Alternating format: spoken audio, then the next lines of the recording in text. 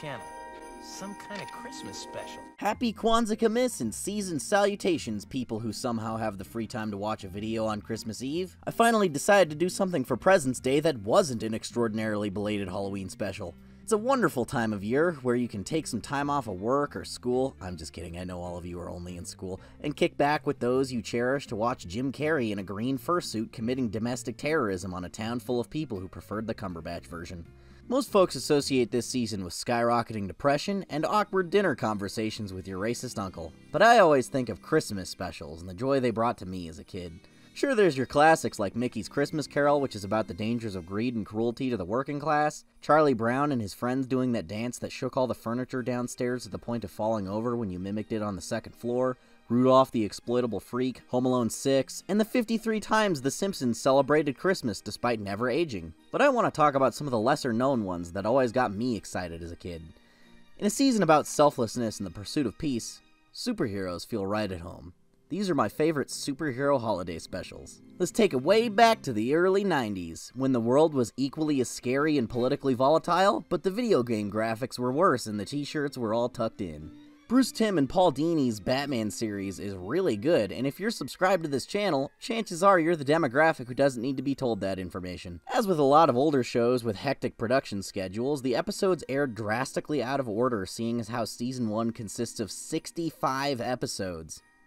That's the amount of episodes a show needs to run in syndication, which means they'll play it on more than one channel at once. I feel like I need to explain this as a refresher because it's been so long since any of us have ever watched cable. God, I feel old.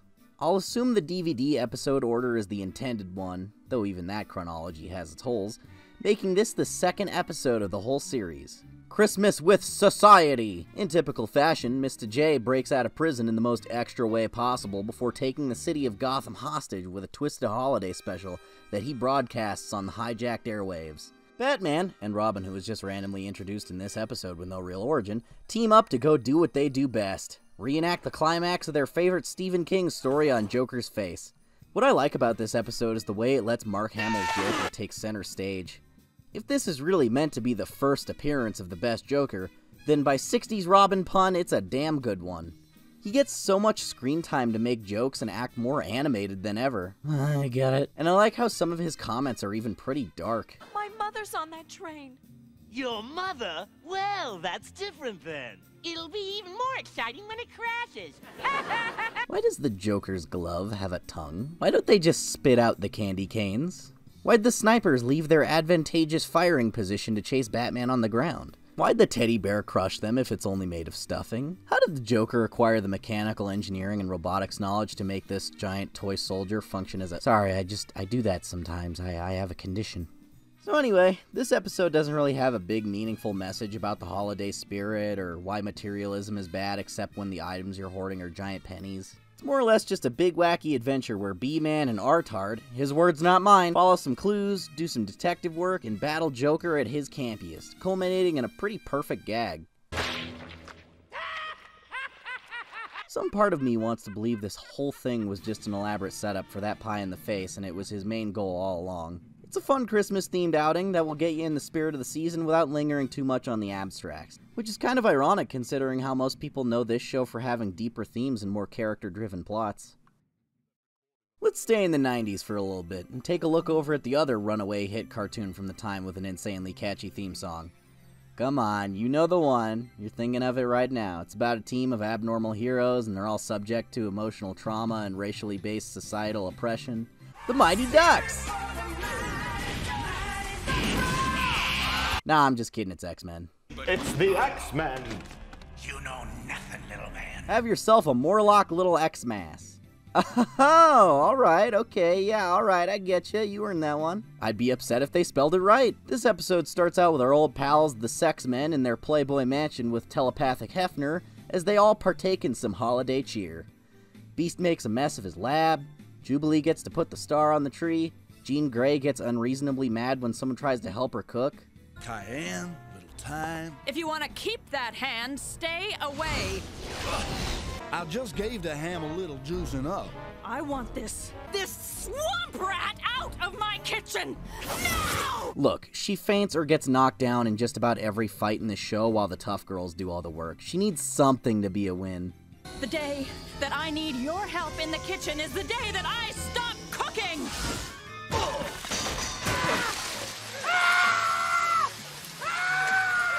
Oh my god. But someone other than third-degree burn Gambit isn't quite feeling the Christmas spirit. Grumpy old Wolverine is getting tired of all the cheer and joy and would rather go out for the night.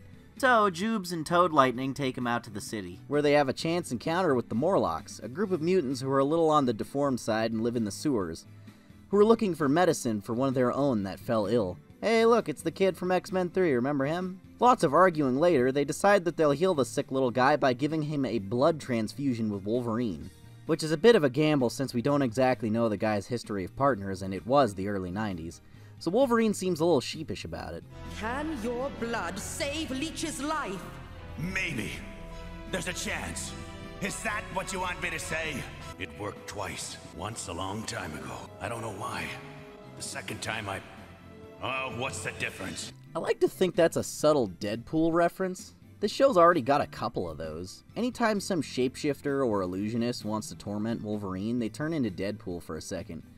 Which makes me think the show had some kind of bigger plans to explore that past they have together. Then again, they could just be fun nods like all those Punisher Easter eggs too. Anywho, this episode astonishingly see what I did there? Doesn't have a fight scene.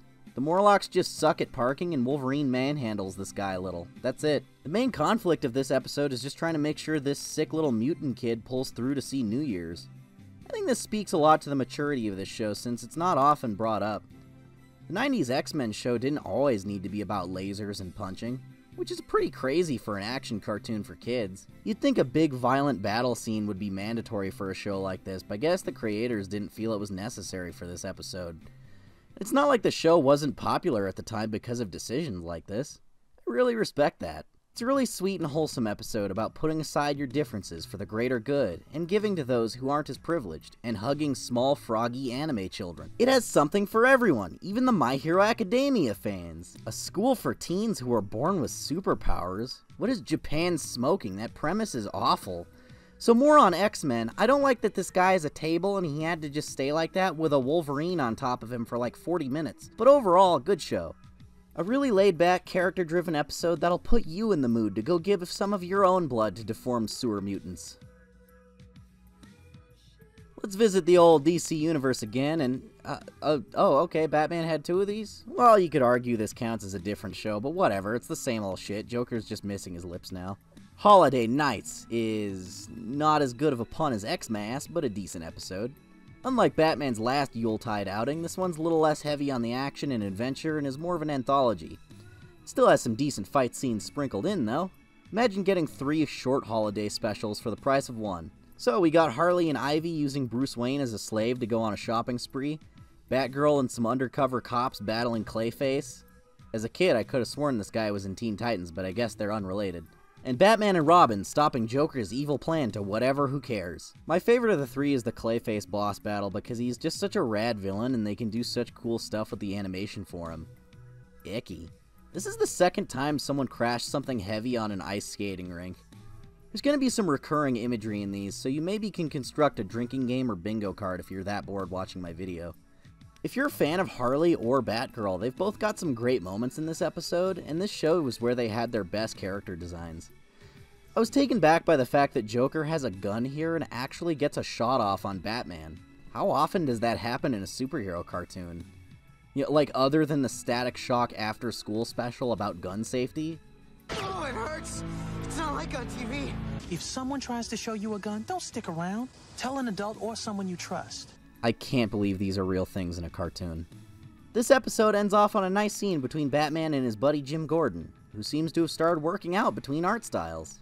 Check it out for a more even mix of action and holiday cheer. Let's hop back to X-Men. I swear I didn't plan for these to be in order of release date. X-Men Evolution is the reboot animated series that's somehow just as cool as the 90s show despite being very different, with the main X-Men cast being changed into hip and trendy early 2000s high school kids with more modern references like The Craft. You know, that famous film Among the Young'uns? Much like Batman, this show created an original character who was so good she was brought into the canon of the books, and even made it all the way to the big screen. Stuff like this makes me wish these shows were more brave with trying out new stories, because you never know what idea might catch on. In Evolution's own Christmassy episode, Wolverine is less of a Scrooge and stays home while Rogue and Cyclops go out investigating a series of good deeds being perpetrated by a man with angel-like wings. There's a few interesting little themes in this episode, which subtly discuss religion and its effects on society and the individual. Without knowing for sure who or what the supposed angel is, people in the town start assuming he has to be the work of the divine. Stories like this quickly take on a life of their own, growing more exaggerated with each telling. You find otherwise rational people seeing and believing very irrational things. Then when they see he's something a little less than holy, they get a bit violent and scared of him. Rogue and Scooter Eyeball Shooter also have a bit of a discussion of their own beliefs, and how he's toyed with the idea of a higher power himself a few times. Being a show aimed at kids and assuredly having some censors involved, they dance around these topics in slightly more vague wording and don't make any full conclusions or messages, but I find it interesting that they bring it up nonetheless. That's sort of the extra mile that made me want to include this episode. Beyond the heavy philosophical stuff, it also has a pretty rad fight scene between our three mutant heroes and this show's take on Magneto, who has probably my favorite costume design for the character. Maybe I'm the only one, but I think this Ares look for his helmeted face is super rad, and I wouldn't mind seeing it in more stuff. Speaking of Ares, you also gotta love how he's voiced by the new Kratos, so he looks and sounds cool. You saw how quickly they turned on you today. Do you want to live in fear for the rest of your life? This episode has the expected Christmas cheer and hopefulness to tie it all on a nice bow before saying farewell to Angel for a while, but he comes back later in the show. Take a look at this one for some nice character building moments, some solid action scenes, and this adorable goth, plus multiple Spider-Man references, I guess. Remember that guy? My view count sure does. Alright, just so I can get him in the thumbnail. Spectacular Spider-Man is the second story-driven Spidey series following the ongoing life of lovable everyman Pietro Palmer and his ongoing battle with love triangles and also mad scientists dressed like animals sometimes. This is a good-ass cartoon. I know people love to compare Spider-Man stuff and argue about which is the best thing and who is the best actor and all this other senseless drivel, but I love this show just as much as the 1994 series despite not having much nostalgia for either. I didn't really get into this show until a few years after it was over because it never played on TV when I was awake and it was harder to hunt down DVD box sets when you're like 12 or whatever. Like Evolution, it's pretty different from its predecessor, but the changes make it unique, and I don't mind a different take on certain storylines. In this episode's Sheer Strength, Spidey hangs out with his friends on Christmas Eve, but becomes the target of the Sinister Six. It's not the first time he's fought them in this series, but in the time since last, they introduced both Kraven and Mysterio, so the roster could be a little bit more akin to the one from the comics. Save for Rhino, who stands in for Doc Ock because of plot reasons. Okay, third time something heavy's been dropped on an ice rink, second time it's been this particular ice rink, and third time we've seen this one. I just love how much this show gets Spidey. He's clever and cunning, funny and sarcastic, and also a little tired of everyone's shit. Plus he's got the old Parker luck. I can't think of any superhero who has to do something as undignified as fight 6 supervillains at once, while speaking like Daffy Duck because he burnt his tongue on hot coffee after getting yelled at by a girl. That's probably the least painful part of my night. Loser! You're a loser! But of course, despite being beset upon by bad luck and acting like a bit of a goof, he's still a certified badass and either smashes the bad guys with his fists or outwits the ones who are too big to smash. It's a Christmas episode in the same way Die Hard is a Christmas movie. It's more so just an unrelated adventure taking place on the holiday, with the visual aesthetic of Christmas joy in the background of all the high-octane super violence. I think this is the same mall from the X-Men episode. Maybe all these shopping malls appearing in Christmas specials could be turned into some kind of conversation about the commercialization and consumerism that have taken over the meaning of the holiday, but I don't care. If there's anything I don't like about this show is making Kraven into a weird lion man. I feel like maybe they were trying to combine him with that other character, Puma, since they're sort of similar. Whatever, this episode's badass. Once the action gets going, it's essentially just one long fight scene with no breaks in the middle, and Spidey's powers and quips are well utilized. A bit too soon to gloat, Spider-Man. Well, you are the expert on premature gloatilation. I can't believe he just said that. Check this one out along with every other episode of the show because it's great, and you've probably already seen it 8 times if you're one of my subs, but I'll recommend it to the 3 new people who haven't seen it yet or are too stubborn to because they prefer the other show. Josh. Got a good back and forth going here with DC and Marvel. Let's keep it up. Justice League released the Snyder Cut of this episode with the 15 extra minutes of Superman wearing a black costume and something about time travel. Comfort and Joy is a swell little anthology episode about a handful of Justice League members celebrating the holiday in different ways. I guess they figured Batman was hogging all the Christmas cheer and excluded him from this one along with Wonder Woman. So just headcanon your own story about them doing something cheerful that involves tree shopping or, I don't know, touching their bathing suit regions. This is the Timverse after all. Superman shows Marty Manwich how to celebrate Christmas back in simple, boring Kansas.